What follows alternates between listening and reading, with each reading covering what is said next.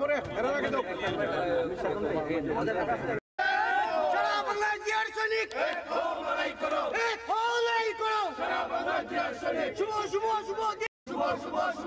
শ্রমিক দলের পক্ষ থেকে লাল গোলাপ শুভেচ্ছা শ্রমিক দলের পক্ষ